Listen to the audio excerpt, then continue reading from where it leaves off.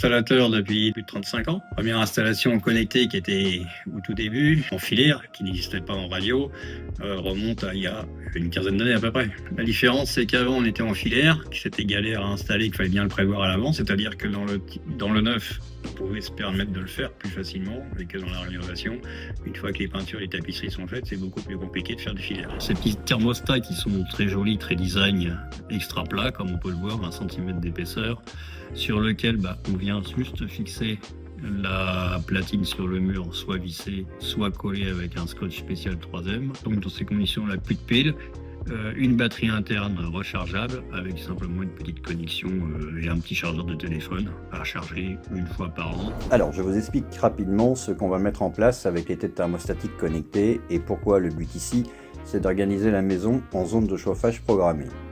Une zone jour, une zone de nuit et une zone invitée. Grâce à la programmation dans l'application, on va pouvoir ajuster automatiquement la température selon les moments de la journée.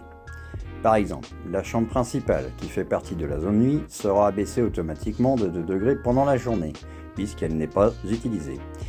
A l'inverse, la zone jour, ici, la cuisine et le salon, sera chauffée davantage en journée pour le confort, puis abaissée la nuit de 2 à 3 degrés pour les économies d'énergie. Justement, en parlant d'économie, 1 degré en moins, c'est environ 7% d'économie sur votre facture.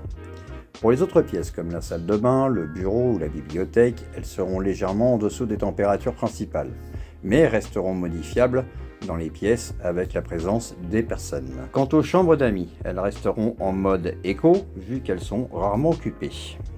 En plus de ça, on va créer 2 modes personnalisés dans l'application.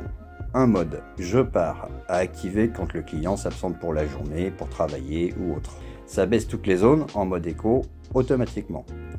Et en mode vacances, pour les absences prolongées de plusieurs jours, tout passe en hors-gel pour éviter le gaspillage tout en protégeant l'installation de l'humidité pour la maison. Ça permet d'ajuster et d'affiner mes températures en fonction de la pièce. L'application sur le téléphone me permet aussi de pouvoir gérer à distance un certain nombre de choses qui aussi, si je m'absente, ne serait-ce que redéclencher du chauffage dans telle ou telle pièce à un moment si je le souhaite en n'étant pas là. Voilà ce que je vois et c'est la simplicité d'utilisation du logiciel.